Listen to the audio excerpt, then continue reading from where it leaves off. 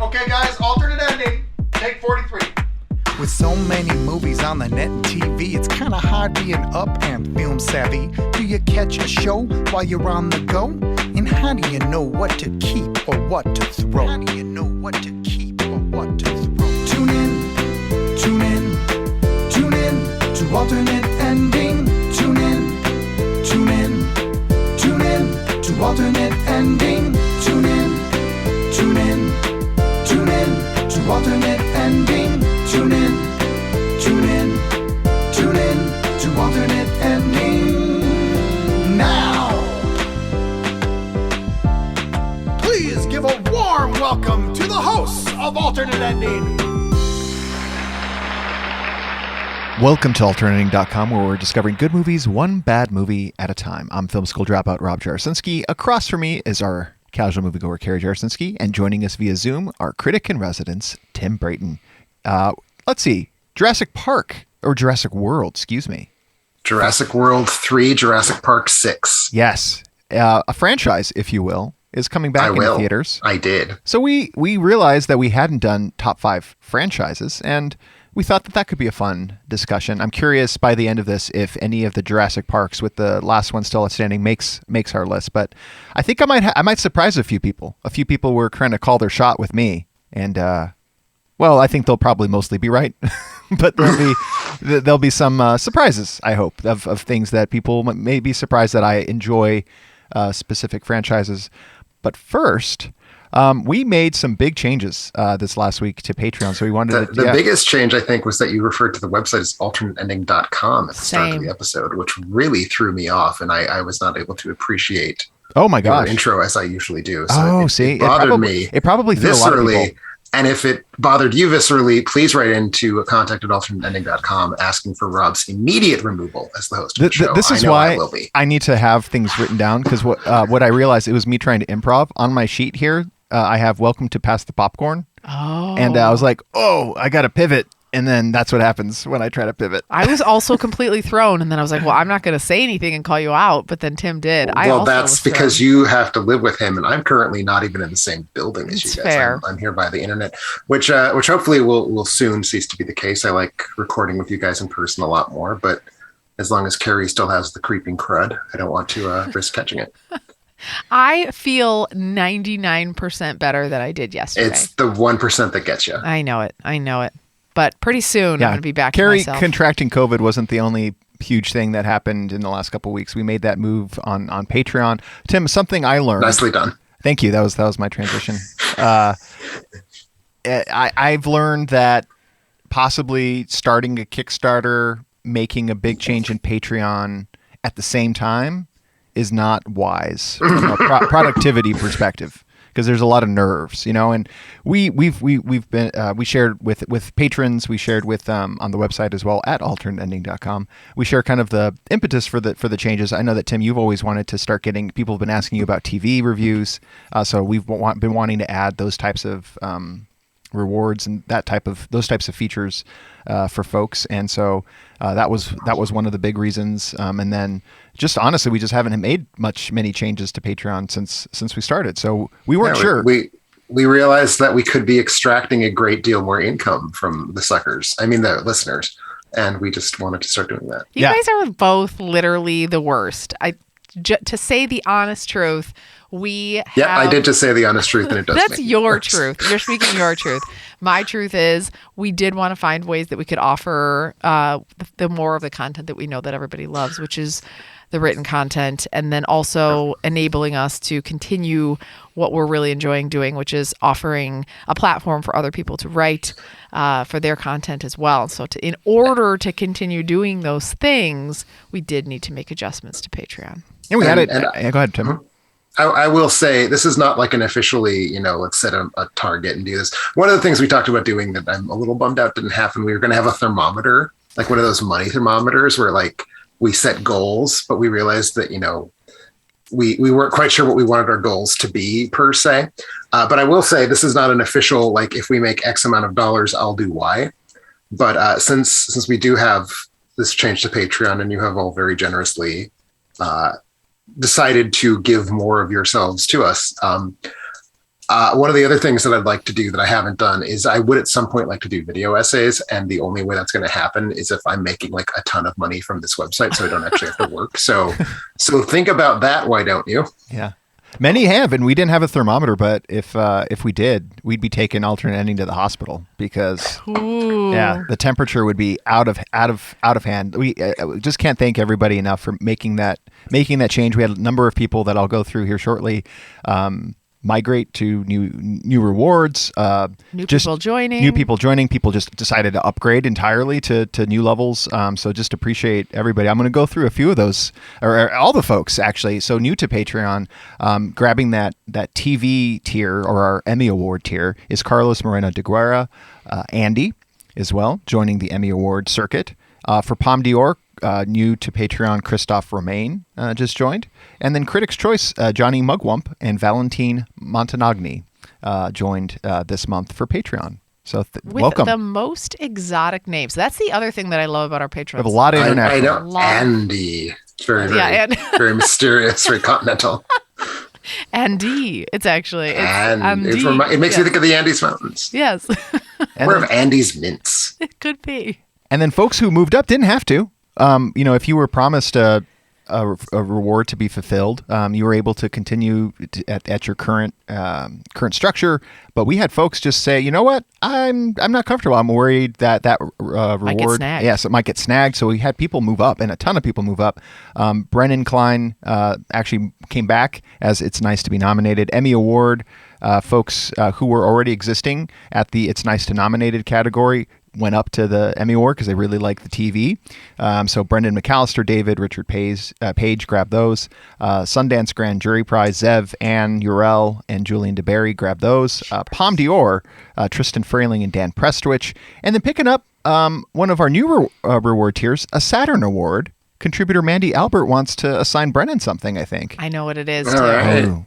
Oh, I'm really interested to hear. Oh, you don't know? It feels a little incesty that we have one of our contributors paying for another one of our contributors to write a contribution, but I like it. It seems vaguely shady, but it's not. But it's not. It's not. And it's not that. That's what's weird. It seems shady. It just isn't. I mean, to be really fair, I'm also a Patreon. So I mean, I am too, and I'm not quite sure why I am. I give us $1. It's to be like that is $1 I'm not getting back. It's to have the customer experience, but Carrie, for some reasons at a very high tier. So I wanted to throw you guys a couple extra bucks. I appreciate that, Carrie. Yeah, thank you. You're welcome. Yeah, it makes a lot of business sense. But going back to Mandy, she is going to have, and maybe this is a spoiler. Well, is it a spoiler? I don't think so. Before you say it out loud? It's not a spoiler. Rob, do you think it's a spoiler? I have no idea what it is. I don't know. I'll say 2 words, and then if you've got it, you can wink at me. The 2 words are poop digestion. Ah, sure. I got it. I'm with you. And I'm just so glad Mandy is throwing that at Brennan and not me. I know. I mean, that seems actually unreasonably kind of Mandy. I know. So look out, Brennan. She's coming for you with that one. But so much thanks. Did you have a couple more? Yeah, I have a couple more. Critics' Choice, and that's typically our most popular one. So folks did want to make the move in fear of that getting snagged up. But Travis, Looney Game Master, John Taylor, MC Steffen, Caleb Wimble all went and grabbed the Critics' Choice. Golden Globe, Halvathor came in and grabbed the Golden Globe. And then folks, again, one of our sold out ones typically made the move on Oscars. Benjamin Ross Johnson and Gavin snagged our new Oscar tiers. And I think Brian Fowler did too. And Brian Fowler, thank you. And I just did all that off the top of my head. So yes, thank you so much. And just also remember too, for everybody that is at the movie club level, that you should jump in on the movie trivia and watch parties that we have. Oh, so much fun. I know. And Tim loses now. Tim's fallible. Consistently. Yeah. Consistently. Brennan has micro-targeted my weaknesses and is really going to town with that. So I could tell you in all honesty, you know what? I don't know that I've ever not guessed. I don't know that I've ever actually answered a question. Confidently known the answer? That I've ever known it. And here's the worst part of that fact. One time he actually said, the question was, what are Carrie's top 5 on her Letterboxd account? Oh, right. I remember that question. I didn't know. You had to get it in the right order. You had to get it in the right order? Oh, and I wasn't sure. So it's tough. It's tough all over, but it's still so much fun. So get out there and join those if you can. If you haven't before, just give it a try. So, Tim, I didn't catch your June preview. article. Apologies. Of the things that I really make must read TV. I don't know what I would call it. Must reading. For me is your previews, because I really enjoy kind of getting a glimpse into what you're expecting. So how are you feeling about the upcoming, especially coming off of the nostalgia hit that was Top Gun Maverick? Are you excited more maybe for Jurassic World and revisiting that universe with old and new characters? I would say I'm not, because the trailer for this movie in front of Top Gun amplified how much better Top Gun looks to me. Okay. I'm not sure what that means. Just that, I feel like I enjoyed Top Gun a whole lot, and Jurassic World Dominion looks kind of dumb. Got it. I thought for a moment you were talking about Avatar, because I think, doesn't Avatar play in front of Top Gun as well? Avatar 2? I did not see Avatar 2 in front of Top Gun. Oh, you know what? I'm thinking Doctor Strange. You maybe. are. Yeah. I did see Avatar 2 in front of Doctor Strange. Yes, Doctor Strange. Carrie and I like showing up late now. Not late. We show up on time for the movie, but we skip, lately have been skipping trailers, which I've started enjoying to miss out. I love going in cold to a movie. I never want to know any single detail before I walk in. It's the better way to go. For at least 90% of the movies I see, I enjoy the package of trailers more than I enjoy the movie itself. So I would never willingly. And Carrie, how about you? This is one of your favorite franchises, I would have guessed. Maybe not franchises, but Jurassic Park in particular is one of your favorite movies of all time.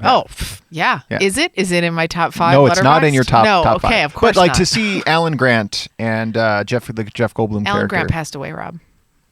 No, he didn't. Alan Grant did. No. Alan Grant, the guy with the white hair. That's not Alan Grant. Oh, shoot. Yeah. One of your favorite movies of all time, huh? That's an Attenborough. It's one of the Attenboroughs. Right. He passed away, Rob. John Hammond did pass away. John Hammond, both in universe and without it. It's been a while since I've seen it. You're absolutely right. Apparently. Alan Grant is played by Sam. What's his name? Sam Neill. Elliot. Yeah, and then we have Laura Dern. I was going to try to gaslight it, Rob. Come on now. Oh, I'm sorry. It's going to be a while. So you got the old universe, the new universe. They're coming together. I love the original one. I will watch them and enjoy them, but it's not one that I'm like, I'm waiting, I'm anticipating, I got to get out there and see it, because I think it'll probably end up being somewhat similar to the last 3 that have come out, I would say. Yeah, my thing is the Jurassic Parks at this point are 0 for 4 on sequels being good. Why would this one reverse that trend? Mm-hmm. Yeah. Well, hey, Top Gun surprised us. I'm remaining hopeful. I think Top Gun did not surprise me. Top Gun lived up precisely to my expectations. That's true. It was on your most anticipated, which you will now win for sure. I still get my review in, but it's a 5-star movie for me. It's crazy. Yeah, I just love that movie. So do a lot of people. Did you guys see the second weekend box office? No. How much did it dip? $86 million second weekend box office. Oh my gosh. Is that good or bad?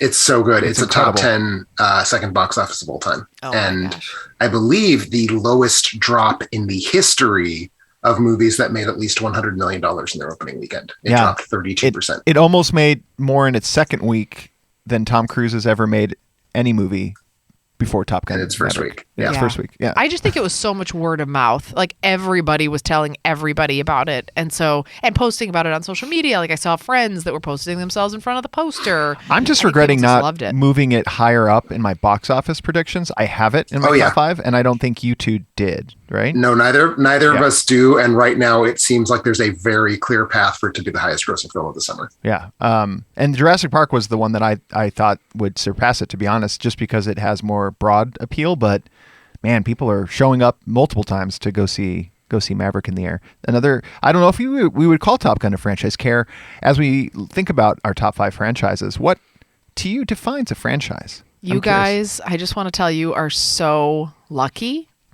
Because I apparently before today was unclear on what a franchise was.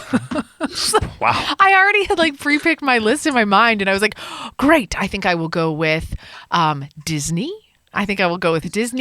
I will probably also go with so you're going Marvel. Studios? Okay. So you're going with brand names. I think I thought that's what franchise was. But then I was like, you know what? I'm just going to fact check myself really quick so that I look like I know what I'm talking about.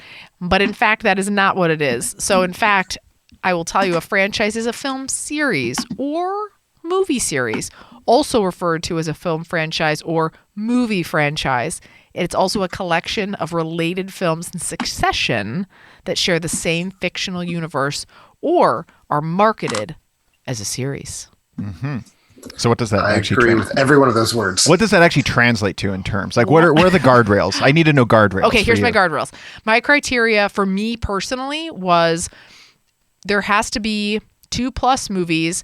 Both of them have to be good and memorable. And I had to have liked all of the movies in the franchise, in the grouping of movies. I had to have liked them all. You had to like them all? All of them. Well, that's a rare feat. There's a few movies I think that qualify. Yeah, I don't think there's not one of the things on my list do I like all of the films in question. All of mine, I absolutely do.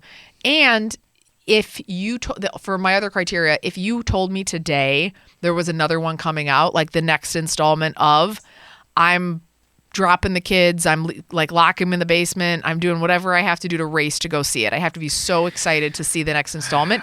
So basically meaning the franchise has to have kept the momentum through the series so that I'm still so excited to see it. Yeah. And I've ranked by level of speed by which I would use to get to the theater. Oh, that's fun. So the next installment's coming, I'm there. Your ass is in the seat. The whole thing. So is there a minimum number of films to become a franchise? By Google's standards, it's actually only 2. Mm-hmm. But in my case, I went with a minimum of 2. Okay. I wanted to go more. Given that 24 hours ago you did not have a correct definition, I feel like that feels very solid. I'm very excited. Does anything I say deviate from your criteria that you guys have? Nothing you said deviates, although I would add quite a few codicils and provisos and exceptions. So for me, I agree. It is a film series. It is a series of films that will occupy the same sort of universe.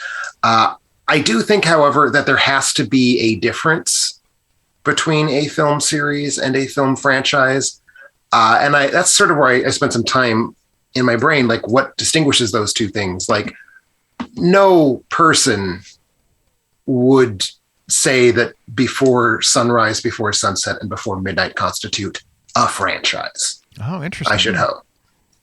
Maybe people do. I certainly. I've never heard anybody refer to it as that, but by the book definition, maybe. Yeah. So my working definition of a franchise is that it is a series. It is an interrelated collection of films, as Carrie's definition said. They all exist in the same universe. They all exist in the same continuity, perhaps. But it has to be something that feels like it can rise beyond a single creator. So the Before movies are all made by Richard Linklater. The Mad Max movies are all made by George Miller. And it would feel like my enthusiasm for a new Before movie or a new Mad Max movie would be heavily mitigated by those people not being present. Like if I hear a new Mad Max is coming out, but George Miller didn't make it, I'm not treating that as a new Mad Max. I'm treating that as that doesn't feel right. So it has to be something that can go beyond just like one creator working on a series. Interesting. It also has to be something that I feel has in some capacity existed outside of just this collection of movies. There are comic books, there's TV, there's video games, there's toys, there's breakfast cereal, there's I don't know what, theme park rides. Mm-hmm. It has to be something that is not just in the movies. It has to be franchisable. It has to be something that you can sort of pluck the key elements of it and put them elsewhere. And it still creates some sort of satisfying entertainment experience. So it had to meet both of those criterion for me. How does that make you feel, Carrie, hearing that? It makes me feel like Tim did not Google the word movie franchise as I did, because I don't think those criteria were. If you look at your 5, does it disqualify any of yours? The Indiana Jones films do meet my definition of franchise, Carrie, even though all 4 of them were directed by Steven Spielberg. That's not the one I'm concerned about. The 5th will not be. So if we look towards the future, it would. I feel as though I feel still good about my list because I, again, go back to... Well, your list is your criteria. My list is my criteria. Exactly. So. I made a slight tweak just now based on what you said based on what Tim said. Okay. To be, well, actually both of you, to be inclusive because I had because it's an interesting thought process because you also have universes, and then you have sometimes reboots. Yep. With different characters. Well, I don't think reboots count. So it's all part of the same franchise. I think it's questionable. I would say that there is a Batman franchise. Mm-hmm. There is a DC franchise. Mm-hmm. And Batman versus Superman is part of both of those. Batman Returns is not part of the DC franchise. So I think that there's a bucket called all the Batman films, and there's a bucket called all the DCEU films. Or, there's a bucket called all the Spider-Man films, and there's the MCU, both of which are franchises. But Spider-Man is not an MCU film. So Spider-Man, you would say that what is it now? 5 movies. No. How many movies are there? 8. 7 Spider-Man movies? There are 8 live-action Spider-Man at this point. That's all one franchise to you? I think you could count that as one franchise then, if you wanted to stretch a point. Then the adjustment that I've made should work. I do not disagree with either of you, except for maybe I like to see 3 in a franchise. I know to be honest. And you must have a movie on there that's I only have one, but it's so good, and I want to see where they're at today. So then I still put it on there. Okay. And I'm waffling on my number 5 because I already have gone against my own criteria. I loved Tim's. Is it franchisable? Because that is something. I do think that there is the toy, or their games, board games. Like I think there's something to that. But I think the line then between franchise and universe is different. Would you agree, Tim? I don't know. I would say a universe is a specific word used to market a franchise. I would say the MCU to me is a franchise. The whole thing. It is a universe and it is a franchise. Because I feel like there's a subset of, like, if I just picked the Thor, there's a Thor franchise, all the Thor movies. But you're saying that I would say that if you like the Thor movies and you don't care for the rest of the MCU, then you do like the Thor franchise. Okay. If you like all of the MCU films, you like the MCU franchise. Yeah. And, we're just making things up as we go. Yeah. But exactly. This is not a real thing. Those are our rules, and I like it. I think we're going to be okay. Care, why don't you start us off with your number 5 to see how far you've fallen from the, from the rest of the group? I don't feel so good anymore. No, she's going to give us lists of movie series, which is so much closer than Disney. The Dirty Dancing franchise, right? Havana Nights or whatever it is. Is Dirty Dancing a franchise? There are 2 Dirty Dancing. Based on your criteria. Oh boy. I don't like that movie that much, but you damn dirty. I can't even. Dancer? No. No. You know what? The only thing that really bothers me is I don't like the name Baby. It just really, So, but you know what name I do like? We named the dog Indiana. That's your number 5? It's my number 5. Here's why. I am astounded that's your number 5. Here's why. I have to justify for it. It almost slips number 6. Because the new one's not going to get your ass in the seat. Let's just call it my bottom. Oh, your rear? Just call it my bottom. Your cedar? I knew I'd get a laugh. I knew it. I just love the word cedar. She loves the word cedar. Oh, we got married on Cedar Lake. I don't think I've ever heard that. Go ahead. You've never had you've never had somebody call your bottom your cedar?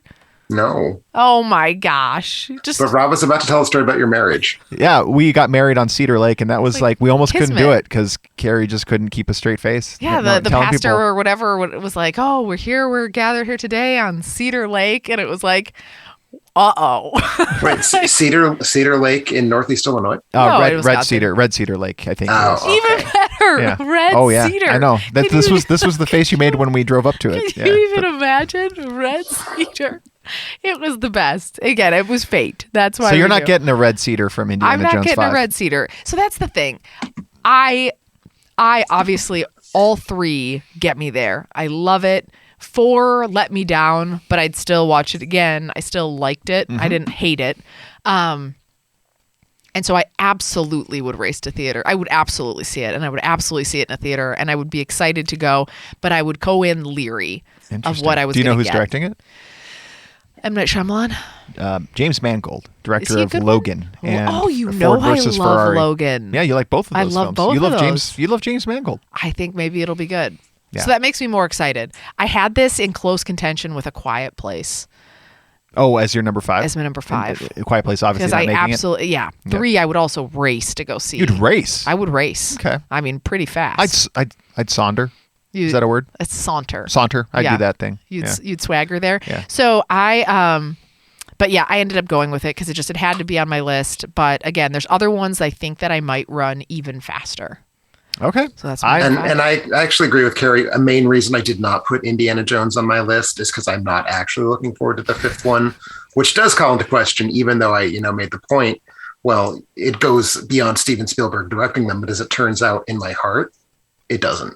Yeah. So here's the big surprise. It's my number one. What? I love the Joneses. This is not. And when true. I look at the totality of the films, it has minus Crystal Skull. They're all hits to me. Yeah. They're all hits. And like my big beef with Crystal Skull, I mean, there's actually a few, but it's the ending. It's the monkeys. It's Shia. I don't have a problem necessarily with the acting, but it's just poorly. It's a poorly conceived film, I guess. But I didn't walk away hating it. I was just disappointed. Here's what's fascinating to me. I think Crystal Skull is fully on par with the second and third films, and I'm the only one who doesn't have it on my list. So that's crazy. Someone's got to miss. But there's in my other ones, there are a few more misses than my feelings. So yeah, that's why it was my number one. But I mean, these are sacred to me. The three are sacred films. There to me. are other movies that are more sacred. I'm really interested to hear which franchises are more sacred to me than the Indiana Jones franchise. Okay. I will tell you. All right. We'll get there. When we get there. Tim's number 5. All right. Come on, Tim. So my number 5. So this is one that we know for a fact can exist in other incarnations besides movies because it started as one. This is a TV series that was turned into a movie. And that is, in fact, why I have it at number 5, because it did feel like, is this really actually a movie franchise at this point, or is it really a TV franchise that just got too big for its britches? But it does meet the threshold of, I like certainly a majority of these films. I am not merely theoretically excited to go see the next film in the series. It is indeed the film in the year 2023 I am most looking forward to see. And that has only been amplified by how much I enjoyed Top Gun Maverick, because I'm talking about the Mission Impossible movies. Y'all are just stealing my stuff left and right. That's my number. That's my number 3. I was going to say. Oh, damn. You think that you like Indiana Jones more than the Mission Impossible movies? Yes, because there are a few in there that I don't care. Like, there are 2 that I don't care for as much. Okay. Is Tom Cruise in all of those? Yes. He is. He is. Yeah. And pretty safe across the board for you, Tim, with all 7 or however many there are. 8. I genuinely despise Mission Impossible 2. I think it's a garbage movie. I know there are a lot of John Woo lovers out there, and they try to say like I'm one of them, but he can make bad movies, and that is one of them. Yeah, that one. Like when Tom Cruise, rather than elegantly killing someone, like decides like every kill has to involve a flip kick. Like that's. I love a flip kick. No, I do not. Okay. Yeah, it's very, very absurd. Like there's so much absurdity. Like it's like a Fast and Furious movie, essentially. I don't think I ever saw that one. Yeah. But as you know, they're not my favorite. But so not on your list. Oh wait, so you said it's my number 3. Number 3. This is number 3. We're gonna clear them out. I would say I like 1. I love 4, 5, and 6, and I expect to like 7 every bit as much. I think I need to give 3 a rewatch because I rewatched it not all that long ago. I don't think it works. Okay. I think it's too small scale. Okay, because I like the Philip Seymour Hoffman. Philip Seymour Hoffman as the bad guy is fun. I bet it's almost more James Bondian as the supervillain kind of. So yeah, so interesting that we're lining up on these franchises. I know. I cannot wait to see if we actually manage to clear out Rob's entire top 5. I'm going to take somebody's on this next one for sure. He's going to be saying at least his number 5. I get to go. That's the only one he gets a chance. Now you're going to take one of mine. Great. I get to go. This is a franchise that has spanned over 40 years. Yep. I think. So is my number 4. Oh, you're kidding. No. I don't think. Well, no, you had to watch all of these at some point. I did. I'm just going to go out and say it. And so there are some that are very artfully done. The first 2 were very artfully done. I actually would argue the third was artfully done, and then it became somewhat campy for the 4th, and then it was revisited. Well, you were probably not thinking of the same movie. Oh. Then it kind of got like a little bit of a prequel. Okay. And then it's kind of gone on from there. I'm not sure what's next for Alien, but I love the Alien franchise. That's my number 4. Oh, it was? That's my number 4. Oh my gosh. You're kidding. This is amazing. This is the best day of my life. There's 5 of them? Yeah. I thought there were 3. No, there's 6. Oh. It depends. There are then there's there are 5 films with Alien in the title. Okay. There's also Prometheus. Oh. And then there's the question, do we count the Alien versus Predators as part of this I do universe? not. I do not, because they're Predator-led, right? Would you say? I do not, because I get to say that I like half of the films if we don't count them, and I do not get to say that if we do count them. I like every one of these films, and I love Alien and Aliens, and I think I love a lot of these. 1 through 3. I think I like a lot. I love a lot of these. Yeah. I think most people would say that Prometheus and Covenant might be the weaker links. Oh, I forgot about Covenant. Yeah. I definitely like Prometheus better than 3 or Resurrection. Okay. Resurrection is just fun. Like, it's just a lot of fun. Is Resurrection number 4? 4. Yeah. Number 4. Okay. I have a lot of fun with it. It knows what it is, and it's just I think it does. And it's just having some fun. And I don't even like alien movies. That's the other part. I'm like, when I watched this, I know we had to watch it for a Patreon pick. I was so shocked by 1 and 2 that I just really was sucked in. I thought the story was great. Everything about it stood up for a person who still hasn't seen it or was seeing it for the first time 40 years later or whatever it is. They were just so good. And again, I go back to, if there was another one that they were rebooting and Ridley Scott was like, yeah, I'm going to come and make Aliens 7, I would race faster than seeing Indiana Jones 5. I 100%. Yeah. And I haven't heard of what's next, right? We haven't heard much. No, I mean, I think that Covenant didn't do very well, so they're letting the series rest. But I mean, I'll even take it farther than Carrie. I would even say if they were to announce a third Alien versus Predator was coming out, even though we're 0 for 2, and what the second one of those movies is like genuinely dreadful, I would still be opening night so excited I couldn't even sit still for a third Alien versus Predator. Are you hot on Prey at all? The new Dan Trachtenberg? I think Prey has a great title and a good concept, and I am dubious that I expect the execution to match. Okay, I'm a believer in Dan Trachtenberg. So I'll we'll see what that's a prequel, like a young Native American person has to deal with the predator. The predators. Okay. Hundreds of years before. I have not seen any Predator. Oh, well. You killed your husband. You've killed him dead, Carrie. I know. He's dead now. He is on the floor. He's on the floor. The first thing, so I own, because when Disney was like, we're not going to release any more catalog 4Ks, I was like, okay, I better start buying their 4Ks before they're all gone. I own the Predator films, all 4 of them on 4K. It was like one of the first 4K sets I bought, even though I do not own a 4K player or a 4K TV. The first thing I am going to do once I get a 4K player and a 4K TV is a marathon of all of the Alien, Predator, and Alien versus Predator films in release order. Can you make us a promise, Tim, that for the first Predator on 4K, can you come watch it over here? It's not even a promise. That is a privilege. Yeah, let's do this. I will gratefully accept. Because you haven't watched anything over here, right? I watched Umbrellas of Cherbourg like 3 years ago. Oh, okay. I know. It's been too long. Here's my thing with the Predator movies. I don't think that aesthetically I'm into the Predators. I think their facial structures aren't working for me. Mm-hmm. So I'm not sure that I would be into the movies. I don't understand why. They look like a cross between a hermit crab and a vagina. Yeah, I think that's what it is. I don't know if I want that. It's the 2 things I most enjoy fucking, so I'm entirely on board with it. Hermit crabs? How does that even work? I saw a joke and I went for it. Don't overthink the logic of my joke, please. I wouldn't put it past you, so I needed more info, but okay. You can catch me up on that later. But yeah, I'll give it a try if you guys watch it. But totally. I don't know if I'm going to be You're going to sold. have so much fun. It's the first Predator's great. None of the other Predators are great. Are any of the Predators good? Kind Predators, or are they all? No, they're all bad. They're all bad. I think one has like in Alien versus Predator, like they have to like pick like your enemy of my enemy is my. Yeah, in the Alien versus Predator films, the logic is that you can reason with a predator, and you are both trying to stop the alien, and so you become sort of allies by default. Okay. Yeah. Which is fun. All right. Poorly executed, but fun. And I do want to say before we leave the Alien films, which is ostensibly what we're talking about, one of the reasons I had them on my list, And I have to cheat to get to I like a majority of these films, because basically I'm saying I like 1, 2, the assembly cut of 3, and Prometheus, whereas I dislike the theatrical cut of 3, Resurrection, and Alien Covenant. But that's more than half. I'm counting it. But the other thing that I really wanted to put this on my list, and I was excited, is the sort of rule of, is this expandable? Like, can different creators come in and do something with it?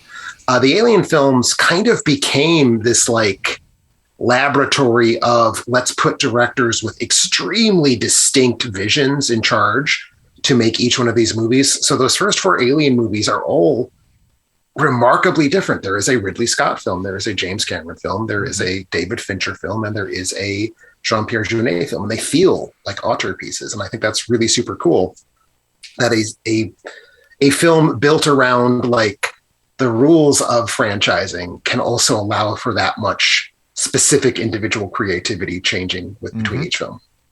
Well said. Care to your number 4. Why don't you take another one of mine? You took my number 4. That's your number 4. It's actually now back to you, Rob, with your number 4, because our number 4s were both Alien. Finally, I get to speak again. And now it's my number 1.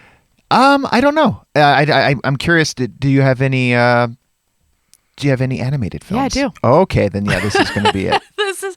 I do. And I just quickly went to make sure, because I had thought maybe it was the same director for each, and it's not. Okay. It's not. And beloved franchise, I think it's probably one of Tim's favorites. Animated franchises as well. So I wouldn't be surprised not to see, or I'd be surprised not to see it on Tim's list, and that's Toy Story. It's my number 1. That's awesome. That is awesome. This is your number 1 episode. I'm confused. Why? I don't know. I didn't expect to be your number 1. It's the one where I know with 100% certainty that I am going to laugh. I'm going to cry. I'm going to leave a better person. And I enjoy every single I love one. I love 1 and 3. I like 2 as well. And I think Actually, I really like 2. 4. Yeah. I love them all. Yeah. You love all of them? Yeah. Okay. What one wouldn't I have loved? I just I don't know. Is it what's is 2's okay. No, 2's very good. 2 good. is 4 is clearly the weakest of the 4. Yeah, 4 is the weakest. Okay. But I still liked 4.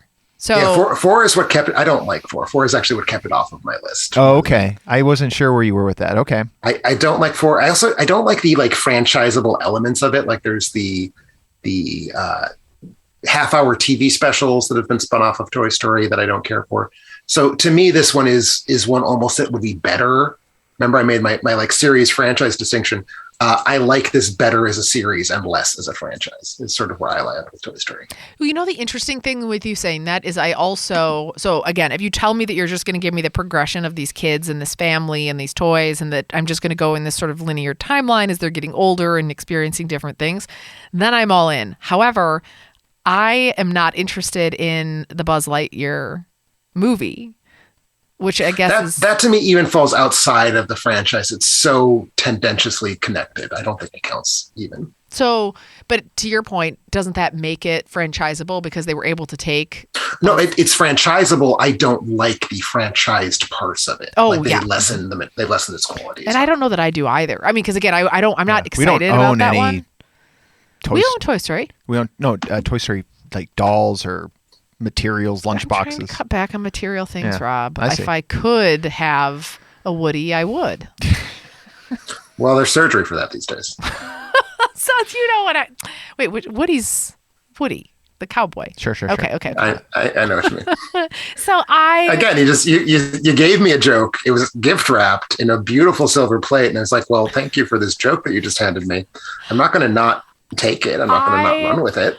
I should have seen that one coming. That's for sure. Stop. Don't say anything. Don't say anything. So, again, number 1, again, I love them all. Probably more than all of you. I cry more than all of you.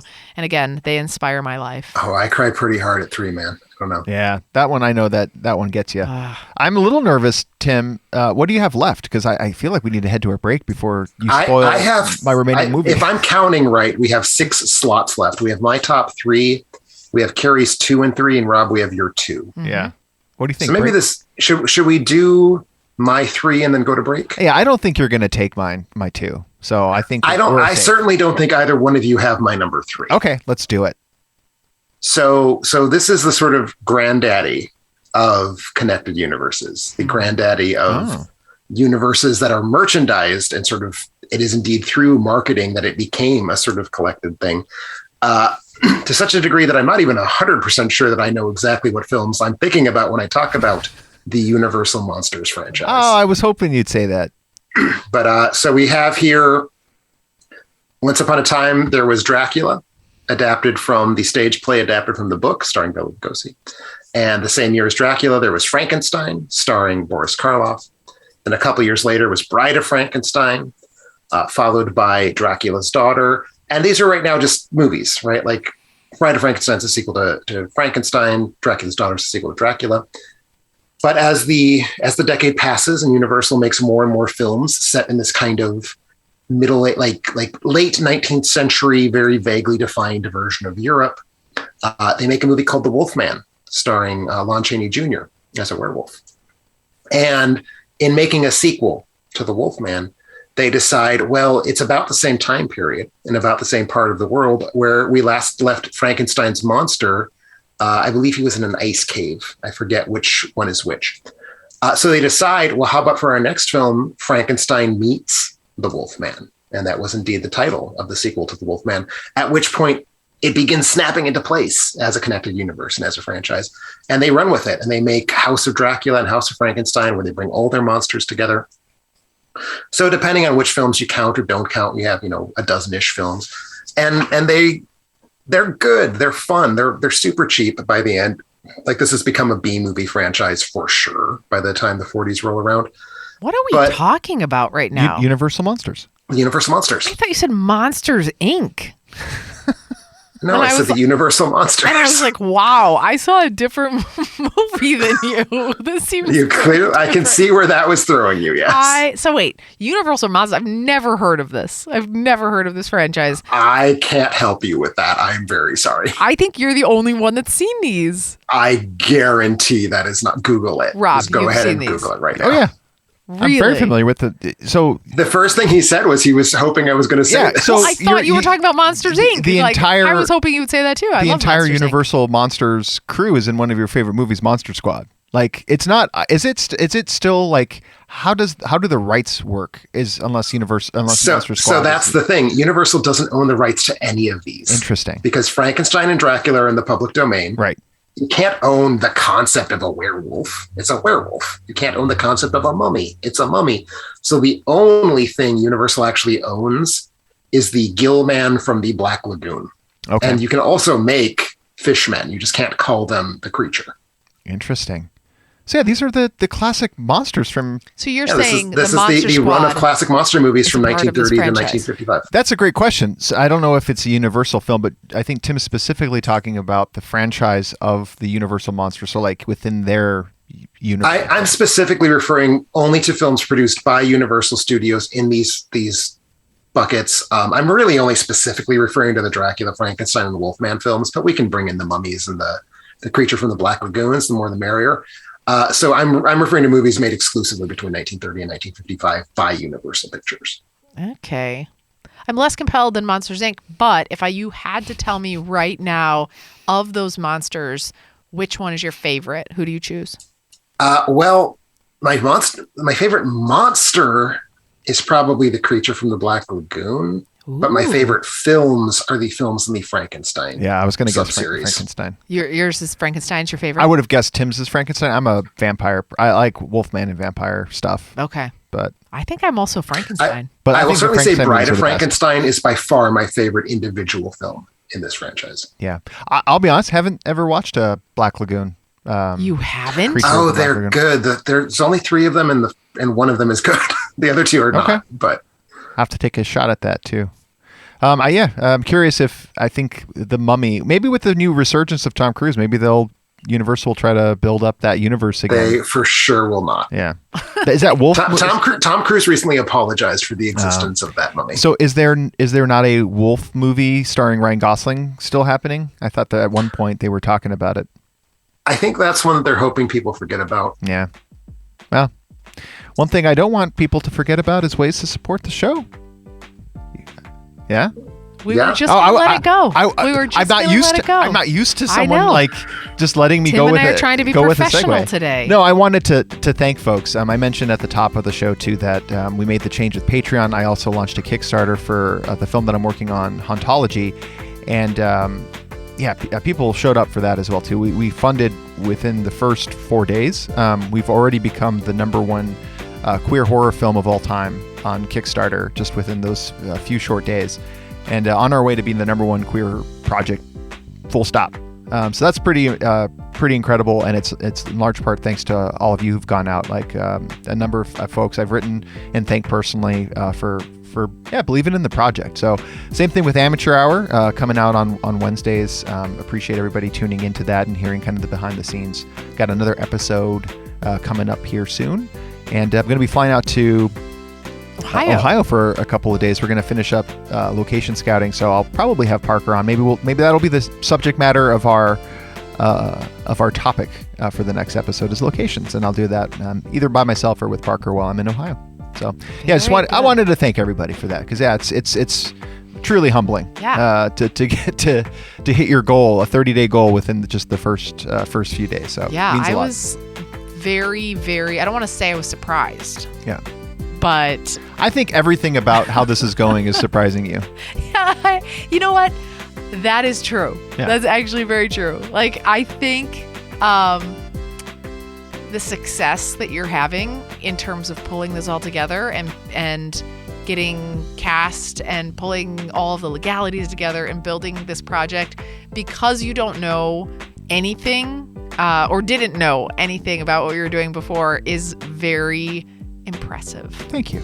That means a lot coming from you, Kara. Yeah. And while we've hit our funding goal, we have stretch goals, and of course, like any film, we have places where we can put the money.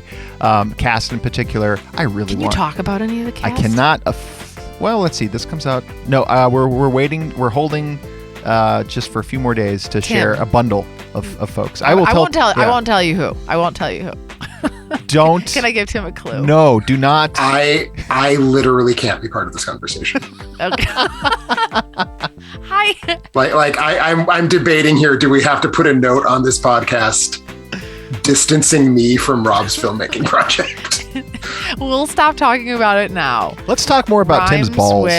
Okay. My balls are not a financial conflict of interest. There you go. That's what I'm saying. Let's jump into Tim's sack. Let's talk about his sack. There's two things. Let's rustle around in there. Two things just jangling around in there. You know what? Not only jangling around, they're starting to gather dust. Because you know what? Your sack's Well, you were clearly not looking in on my bedroom last night. Is all I have to say about that. You're right. I definitely wasn't. Gosh. You guys know how to fluster me right before I'm already nervous to say these very long reads that I have to do, and I'm having visions of things I just want you to think about me having butt sex. I don't want that at all. So what I'm gonna do is read this question. I was on top. Even that part I also don't want. For clarity. So I'm gonna read you a question. I'm going to read you. We can cut all this out. I'm fine with cutting all of this out. I'm going to read you the question now, Tim. All right, I'm ready for it. It's a long one. And I still You know what else is a long one? Stop. You have to stop. It's not actually that long. It is, however, very thick. I've been told. Oh, my gosh. Multiple times. Tim? You did tell me earlier that you didn't tell me what size of underwear to get you when I texted you. But I don't make it big enough. That's what I was saying. I gave you a little extra room. All right. Yeah. So you're going to be all set. Well, you guys were talking about Tim's underwear? Yeah. Oh. You were on that text message. Yeah, we were on text message. We got a new sponsor coming soon, so we're excited about that. We'll get there. Speaking of coming soon. Question number one. Those questions, Carrie. Question number one. Tim, dear Tim, you briefly remarked regarding Schindler's List about how Spielberg dramatizes the Holocaust and how that maybe isn't the best decision. I was wondering if you and Carrie and Rob, if you have thoughts or could elaborate on that. It's a concern I've had with the film ever since I saw it, and it was pushed to the fore when I watched Claude Lanzmann's Shoah. Show is the right word there, right? That is the right word. Gosh, I'm good. Or rather, should I have said, show enough? You could have said that. Shoah, and it was especially emphasized when I visited Dachau and Auschwitz myself. Yeah. Of course, I learned after that Landsman expressed these concerns too. The act of using history for drama is as common in storytelling as anything, but Spielberg used the Holocaust in a form of Hollywood dramatics, despite his attempts to distance himself from that image with his, quote, documentary-esque aesthetics, emphasis on the quotations, distracts for me from the Holocaust itself and places emphasis on manipulation. The greatest example I can think of this is the gun getting jammed, something that puts great anxiety in the viewer because Spielberg drags it out, not for, I'd argue, the horror of the Holocaust, but to have a clearly laid out sequence of tension. The fact that it's set during the Holocaust is what Spielberg rests on and gives the viewer that so-called expression of authenticity. But it just puts the worst taste in my mouth, and I can never get past it. I've heard Michael Haneke express similar concerns that a filmmaker needs to take a step back and assess whether they're doing what they're doing when constructing art around significant moments in history. When Haneke is the last filmmaker I'd cite in most cases, I find him smug and full of himself. I do too. I think he's right to the extent with which I was doing so well. I think he's right to an extent with the sensibility of someone like Spielberg, a populist aiming to garner a specific reaction from his audience, and the monumental nature of something like the Holocaust. Apologies if this is a loaded question, but I'd love to know everyone's thoughts.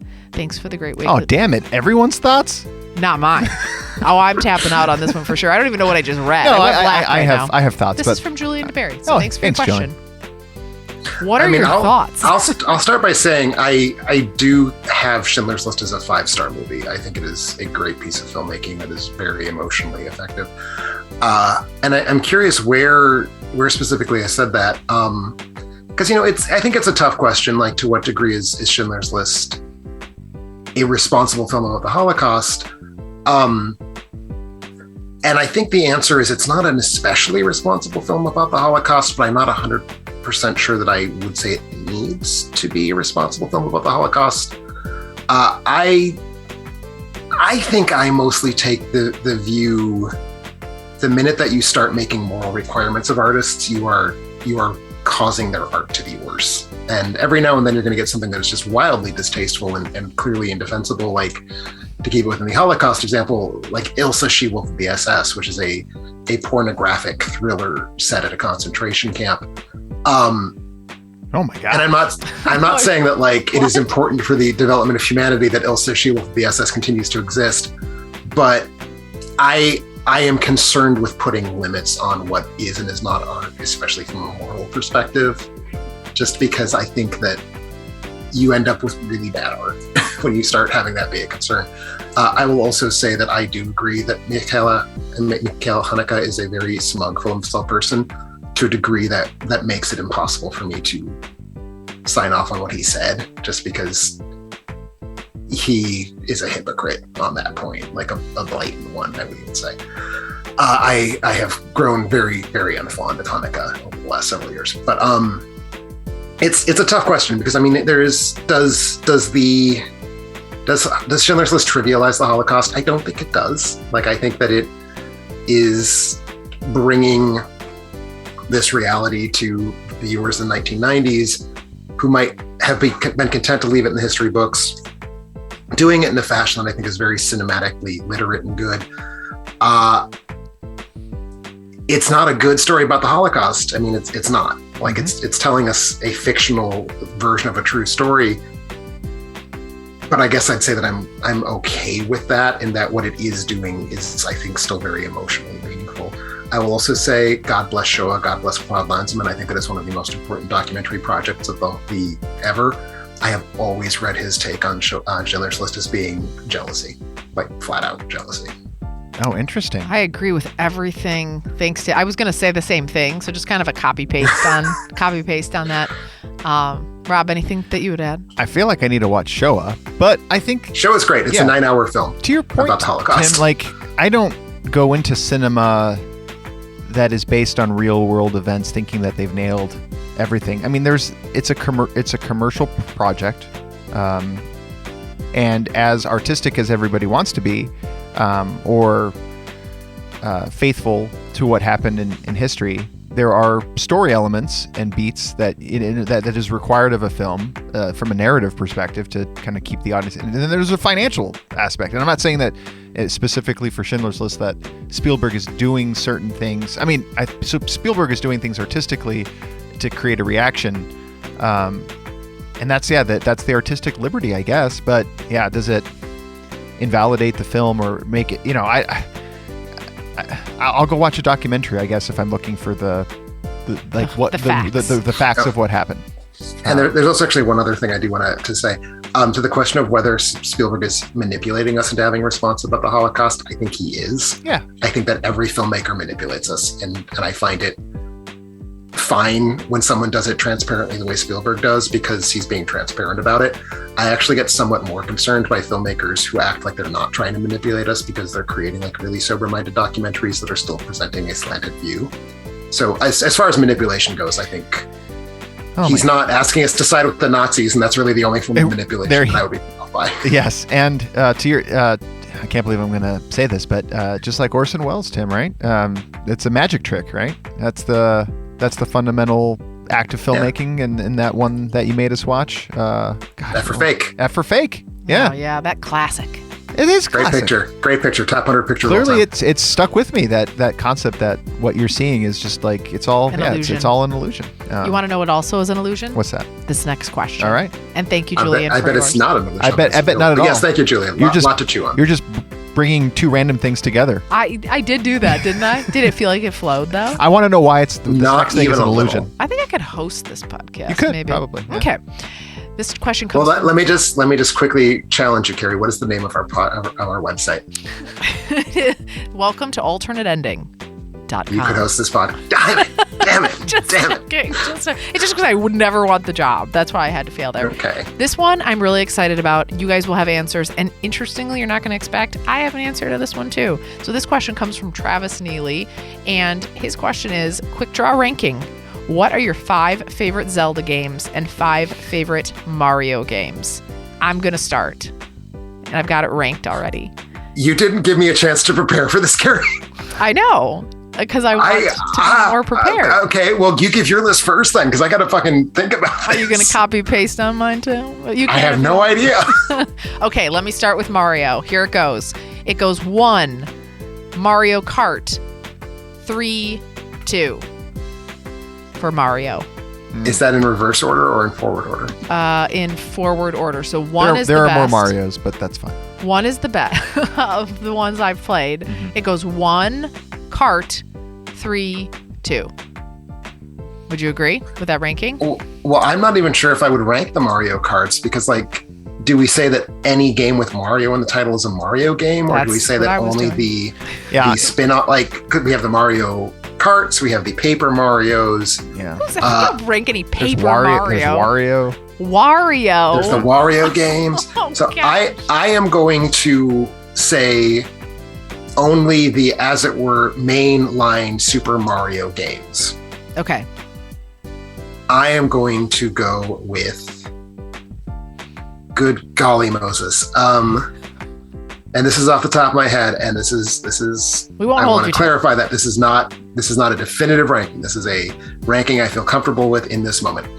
I am going with World, 3, Odyssey, Galaxy 2, and this is the most stressed I've ever seen Tim. I'm so stressed. I've named 4, right? I think so. And Kart. Galaxy 1. Well, he's also doing Zelda in there somewhere. The Zelda games, I come much closer to being ready to do it on the fly. Honestly. Okay, you can jump to Zelda. So, no, my number 5 was Galaxy 1. So okay. I have Galaxy 2 and Galaxy 1 in my list, which makes me feel a little shady. I also don't like that I have more 3D Marios than 2D Marios, but there just aren't that many 2D Marios. So I guess that's I can live with that. Give me your Zeldas. Give me your Zelda. Well, do you have the Zelda list? Because you implied that you To be honest, I always have thought Zelda was the pink princess character from 2. That is Peach. So that's where I'm not going to rank Zelda. I haven't played Galaxy or World. These look great. World is phenomenal. It's from the Super Nintendo, which I believe I could easily defend as the all-time best video game machine. Galaxy is the Wii version of the Mario games, and they're just really remarkable, and Odyssey is just like an improvement on the sort of mechanic of the Galaxies. But my ranking of the Zeldas from 1 to 5. Number 1 is A Link to the Past, 16-bit game. Number 2 is Majora's Mask for the N64. Number 3 is Link's Awakening for the Game Boy, although my favorite version at this point might honestly be Link's Awakening Remake for the Switch. It's quite good. Number 4 is The Wind Waker for the GameCube, and number 5 is Breath of the Wild for the Switch. It's amazing. That is amazing. You could come. I had a Zelda list written down. You're a very well-rounded. It was much easier for me than a Mario list. Who writes down a Zelda list? Let me just pull up my Zelda list real quick. I have so many best of lists. I am prepared. If you want to give me like a name your favorite films by a director list, I have like 40 director lists ready to go. So gosh, that seems really interesting. I'm an intense list making person like that. I guess. Rob, gamer, what do you give us? Oh gosh, I struggle because three in the original are probably my most played. I think I've played 1 the most, so I'm going to stick with 1 as my favorite, followed by 3, and then like 2 just sucks. Yeah, I hate 2. 2 sucks. 2 doesn't suck. No. No one wants to pull a radish out of the ground. No, That's the worst. I don't like 2. And they're all sweating. Yeah, it was. Well, it's because they're pulling radishes out of the ground. It's hard work. It's hard. Was it Super Mario 64? I think I really liked that when I was a kid. That one was fun. That was kind of like the first new Mario in a long time. Yeah. So I think that's the one. I'd like to try World and Odyssey and all these Galaxy. I'm surprised you. So you did not have a Super Nintendo then, Rob? I did. I don't remember Super Mario World. It came packed in. Oh, I didn't get the bundle. It's the one with Yoshi. I didn't get the bundle. Yoshi. Yeah. Oh, you got to ride Yoshi, right? But I would ride Yoshi. Yeah. You do. You get to ride Yoshi. Oh my gosh. I forgot about that. I liked that too. I don't remember. I didn't own it because we only had the original Nintendo. But But when I went to my friends' houses that were cooler than me, they had it, and I liked it too.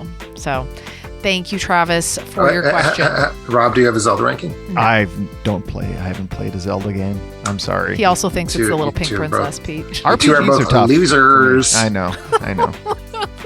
Hey, Lamesers haven't even played a single Zelda game. I mean, my God. I was thinking I was coming in and you guys are going to be like, wow, you're so cool. You have a ranking. And then here, I'm still leaving a loser. Thank you, Travis, for your question. If you guys also have a question for Tim Sack, you can submit those questions to contact@alternateending.com. Do you know what Mario and Link would look good on? A shirt, Care. Mario and Link? Yeah. I have at least one shirt with Mario on it. Yeah, that was supposed to be a transition for you, Care, to talk about merch. Oh boy, cash. Picked up on it. We cannot sell Nintendo-themed merch. That would be a copyright violation. It would be a copyright violation, but you know what you could do? You can't do that. The silhouette of Don Corleone from The Godfather. You could get that. You could get. I have grave concerns about that shirt that I believe I expressed to you before the merch shop went open. You did? I must have missed it. You must have ignored it. I sometimes do that. That's what I'm actually realizing the older I get. If it's feedback I'm not interested in, sometimes I just. Yes, I'm keenly aware that you do that. Plows forward. Just plows forward. It was too good to pass up. If you want to go out there, get your alternate ending t-shirts, mugs, long sleeve shirts. There's a variety of things out there. You can customize and buy the them. Godfather one soon before we get a C&D letter. You know what I need to go get? I need to go get the baseball tee. I really like that. I do too. I should have got that with our first package. I'm going to be very honest with you, Rob. I would say the most attractive that I ever find you is in a baseball tee. And I don't have any more right now. Let's go get one. You used to have one when I knew you like 20 years ago, a long time ago. If I wanted to get one, Care, how would I get one? All you have to do, Rob, is go out to alternating.com. And right along the right panel where you go to Amazon and you jump through Discord, link to that, you can find a very beautifully designed t-shirt link, and you can go out there again, t-shirt, mugs. Also highly encourage you to send me your pictures of you wearing them because it makes me very, very happy. So, if you know what she means. I don't even know what it means, but Go out there. There's some really, really fun ones out there that you can get. Again, highly recommend the one that we could be getting sued over. Snag that real quick. So I don't think we'd get sued. I think we would just get a C&D. Possibly. It's possibly. And I would say, see you in court. Yeah. Bitches. Buy a shirt first. I would say, we're so sorry. And I would take it off my site. Fair. But get out there and do it. It's the cool thing to do. Carrie, any new reviews this week? Me too, Rob. Gosh, you're just hitting me really hard here with a lot of questions. I'm feeling frazzled. So yes, we did ask everybody to go out and see if they could add new reviews to Apple or wherever you listen. And we've really been overwhelmed with how many of you have gone out and done that, including Imbala_LMLA, who says, one of the best shows in my feed, a podcast that has brought me so much unfettered joy. There is not a single episode of Alternate Ending that hasn't given me at least one genuine belly laugh. You can tell that it's a true labor of love, indeed, for Carrie, Rob, and Tim. Come for the thoughtful commentary on the art film and the feeling it gives us. Stay for Carrie explaining to Tim what she means by Rob's ball towel. Thank you, Imbala, for that review. You guys can also go leave them, and we really, really appreciate it. Also want to thank all of our listeners who support the show and make their Amazon purchases through our site. Doing is easy. Just go to our website, alternateending.com. Click on our Amazon banner to seamlessly go about your purchases. All proceeds go to making our show better. Bit of a light Amazon week, but we had two things purchased. We had you fuck all you assholes. We're working our asses off getting you a good show, and you can't even go buy your trinkets through Amazon. But we thank those who did. Someone grabbed a Rubbermaid commercial-grade lacquered wood handle with threaded tip, I've 60 been wanting inches. one of those. Yeah. 60 inches? It's just the wood handle? I guess because they can screw into other... Maybe someone snapped their handle. Their handle. The number of words that are just like pinging the parts of my brain that go for double entendres, like I feel like if I had an MRI machine, I would just have like a bright yellow brain right now, so I don't even know where to go. You do look frazzled. I heard threaded tip, I heard 60 inches, I heard wood, I heard handle, I heard snap, I heard something else Rob said. Snap. It's just too much. Yeah. What is snap? I don't even know. It's the handle snap. Oh, sure. Yeah.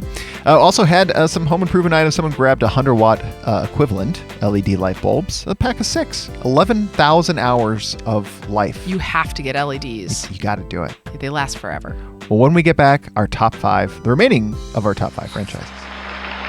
And welcome back to Alternate Ending. We're talking about our top 5 franchises, only left with a few. I only have one left, my number 2. Care, why don't we start with you? I've got 2 left as well, but I have number 2 and number 3. And my number 3 is just... Oh, Rob.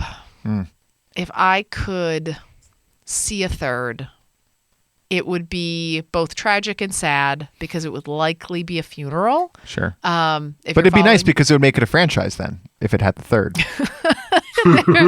That is rude, Rob. That's rude. It would make it a series. I think it would only make it a franchise if it had a third and also like a video game based on the third. This does have a video game, I'll tell you that. And it also has a lot of franchisable life planning. There's like merch. Yeah, exactly. Yeah. Life planning. And again, I would say, yeah, because this movie follows the progression of my life mostly. And I wanted to be in this movie. And again, I would travel to the third installment for the potential funeral, possibly in between there, maybe like a high school graduation. It's really hard to say. But for me, there is nothing that I will move faster than, except for my 1 and 2, to get to than Father of the Bride. There's going to be I think, is it an HBO Max Father of the Bride that's coming out this month? Yeah, there are. Yes, there is.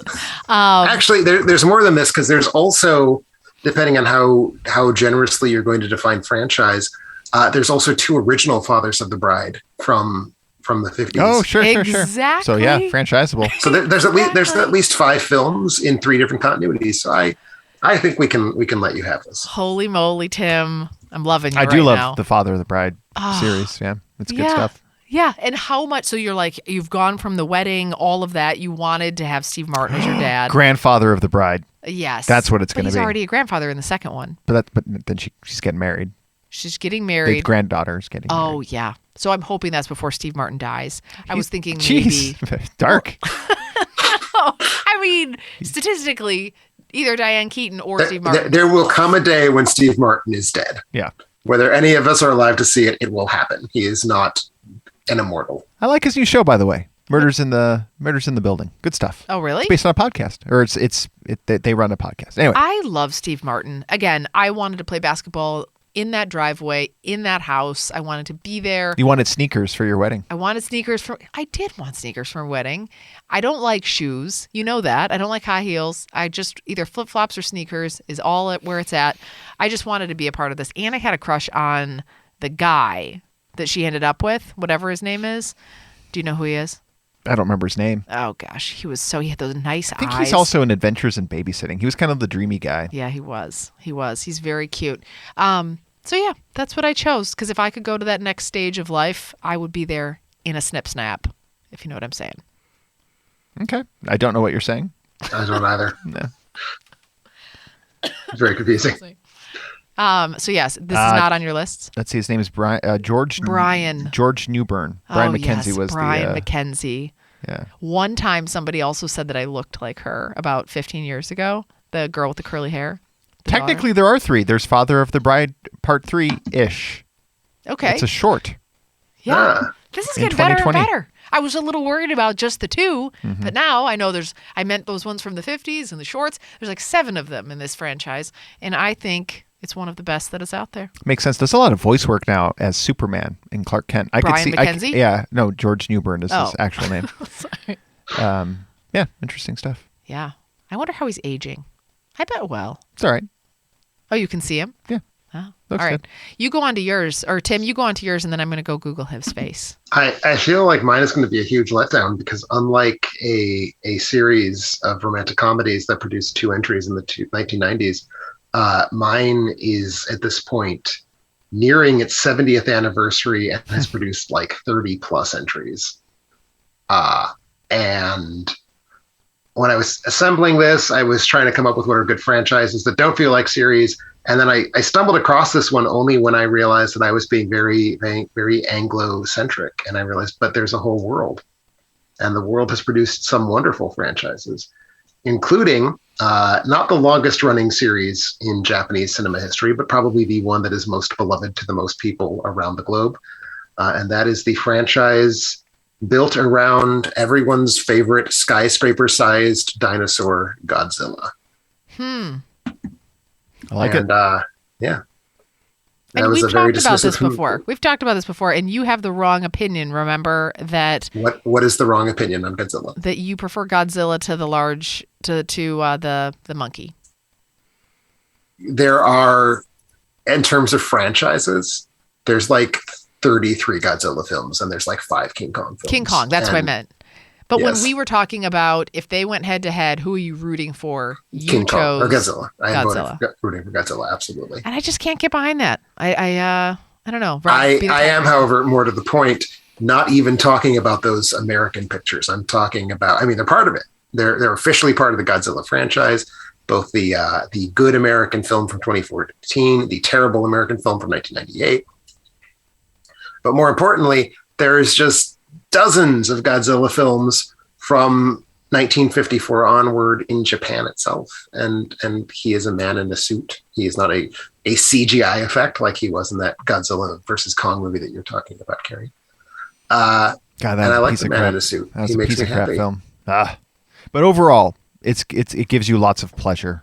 It gives me so much pleasure. Yeah. There's some of them are really terrible, and some of them are really good, and some of them are terrible enough to be good. But all of them have that same central, just like that wonderful, warming quality of seeing a dude in a giant foam rubber costume crushing his way through very detailed models of downtown Tokyo, and that triggers my pleasure sensors at a deep primordial level. See, then when you add in that Godzilla roar, I just get like, oh, so happy. This is why Tim would really enjoy, I think, the opening for Jackass Forever.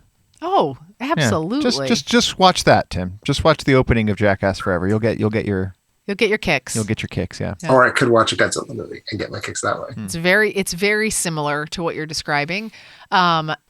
would you say that this person then is like, they scale it so that it like the models are really like, does he feel really big or does it feel like a guy that's like 5'10"?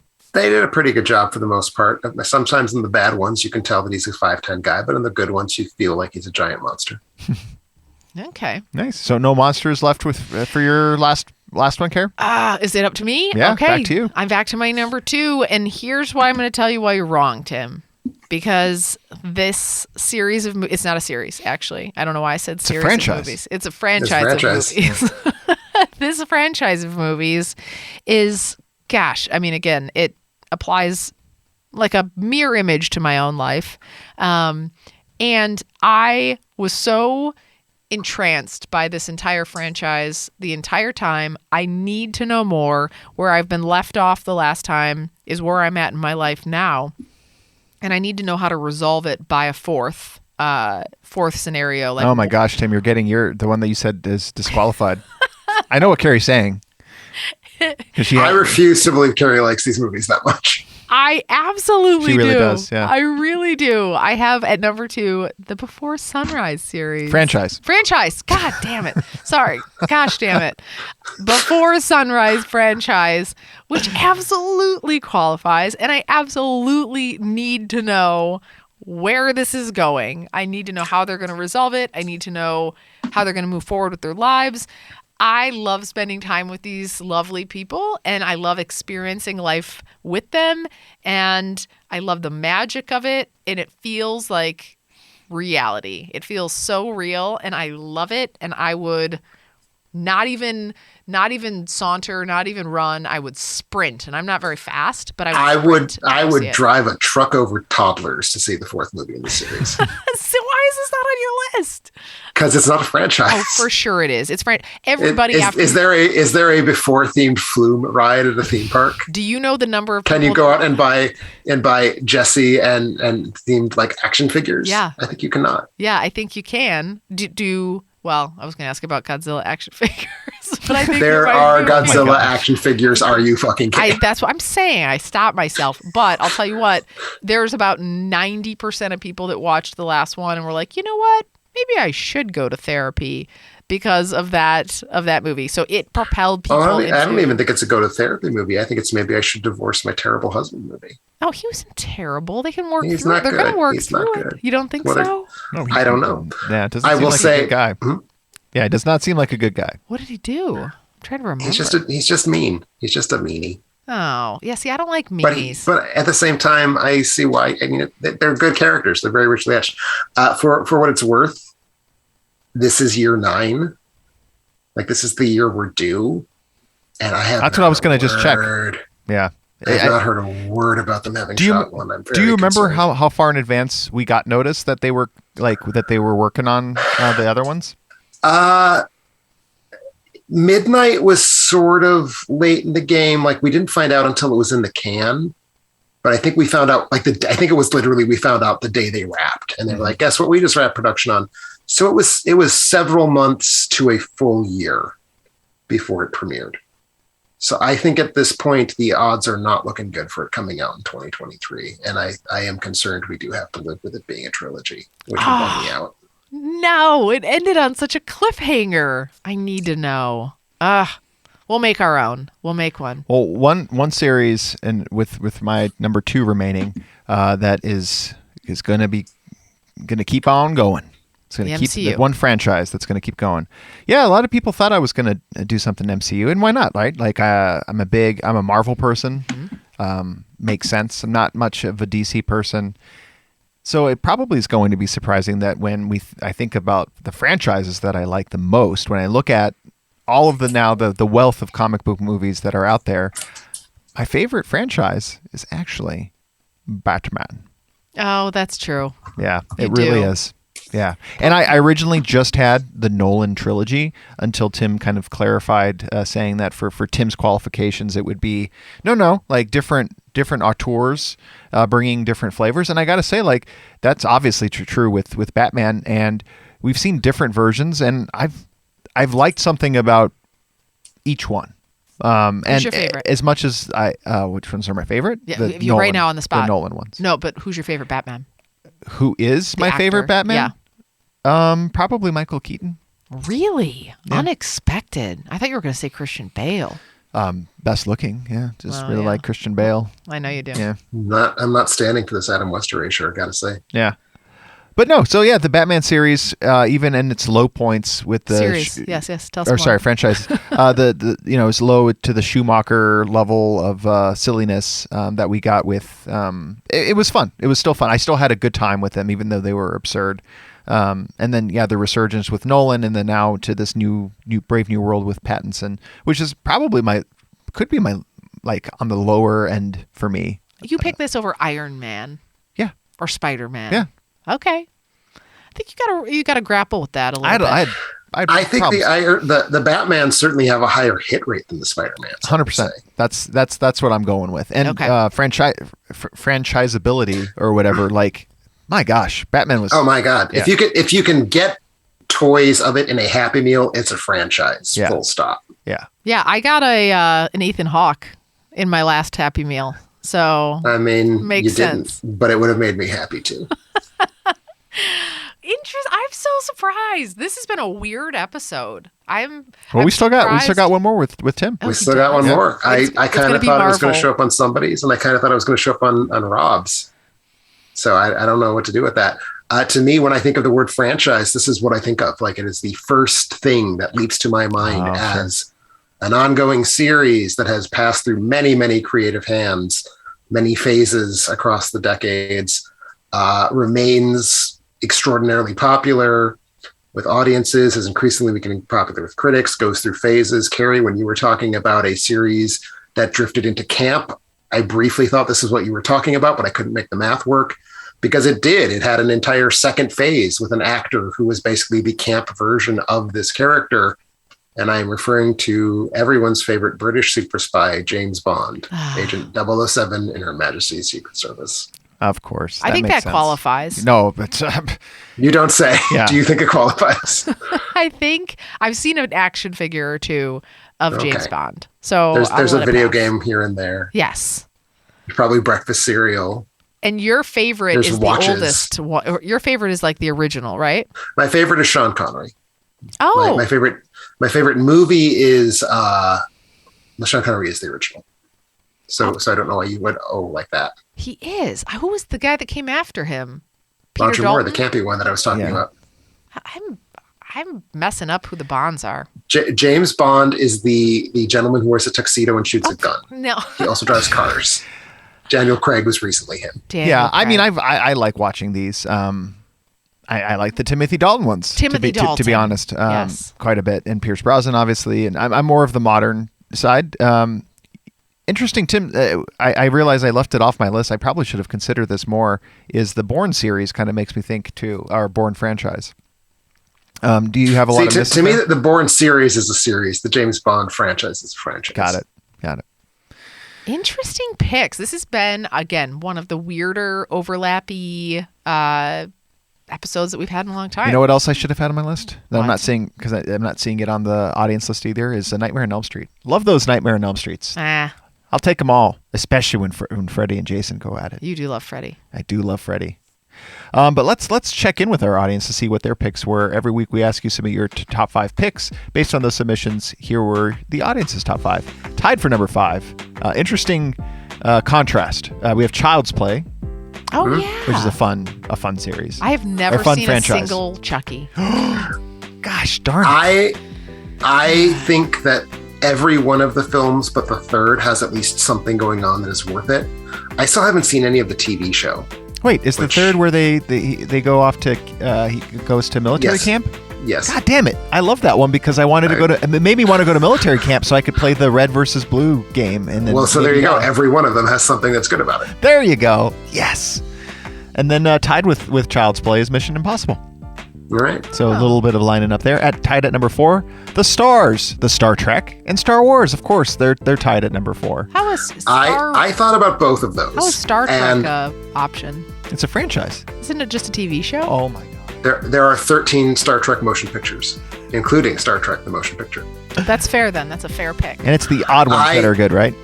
I will say it's the even ones. Oh. I will say that the reason I did not put Star Trek on my list is because I certainly like it better as a TV franchise than as a movie franchise, and it would have been a vote for the TV franchise. And we're a movie podcast, we're not a TV podcast, so I couldn't do that. I didn't put the Star Wars on my list because I, like, at this point, fully dislike more than half of the Star Wars movies, and that just felt wrong. I know, Tim, you're doing some TV now. You trying to stay caught up with Paramount Plus, all the new Star Trek shows that are out there? Well, I've been doing my watching every single bit of Star Trek for a couple years at this point, and I'm still only in 1996, so it's going to be a bit yet. Oh my gosh. You're a committed man. 95. I'm in season 1 of Voyager still. So. Oh my gosh. All right. Well, standing alone at number 3, Toy Story. Oh. A lot of lineups there. At number 2, Father of the Bride. Godzilla. Ah, damn it. Yeah. We have a lot of Godzilla. We have a lot of Kaiju fans. Number 2, Mad Max. And this is one that I could have thought maybe would be end up on yours, Tim. Mad Max. Mad Max franchise? Oh, no. That was the other one I said after the Before series is one that I didn't really feel. Oh, because of George Miller. That's right. All one director. Like to me, I mean, it survived replacing Mel Gibson with Tom Hardy, but I don't know if I think it would survive replacing George Miller with someone who's not George Miller. And then at number 1, Tim, you'll be happy about this, James Bond. Man. It's James Bond. It's the franchise to end all franchises. And our winner this week is Bleacher, who said, going by my average ratings, here are the top franchises series I have watched. At number 5, Monsters, Inc. Carrie, there you go. There it is. There it is. The Matrix, which obviously love the first one. I forgot about that, Rob. No, I didn't forget. Pirates of the Caribbean, The Shining, I guess we can call it. But how's The Shining? Well, because there's Dr. Sleep. It meets your qualifications of the two. You're right. And then the Dark Knight trilogy. I mean, by virtue of having made a cameo in Ready Player One, I feel that The Shining more clearly represents a franchise than the before movies do. And then, disagree. Interestingly enough, Bleacher, if you want to go out to our website and read Bleacher's Bleacher put their whole list of every franchise that they've ever seen in rank order. So it's a lot of fun. Bleacher, shoot us an email at contact@alternatending.com for details on how to claim your free Amazon movie rental. If you want to win a free Amazon movie rental like Bleacher, be on the lookout for our top 5 posts. In closing, I want to thank everybody for listening. Head out to our Facebook page and like it, Twitter, where we're tweeting all the time, alternatending.com, and find all our movie reviews, podcasts, and more. YouTube and Facebook, where you find our videos. Subscribe to our podcast on iTunes or Google, and don't forget about Patreon. Next week, we're going to be doing a Pass the Popcorn. I won't be in town. Carrie's going to run the show. I don't know Brendan's out on vacation. This is going to be like a throwback. Sounds like Carrie's going to be doing a monologue. Yeah. Oh, wait, are you gone too, Tim? It sounds like I can't be. So we'll figure it out. Rally some folks. You got Chris, you got Mandy, you got Rex, I could call my mom. Yeah. Call your mom, bring her in. Yeah. My mom would love to come on. Pass the popcorn with her. Yeah, I'm going to let you know who I'm going to pass the popcorn with who sometime this week. Yeah. All right, we'll catch you then.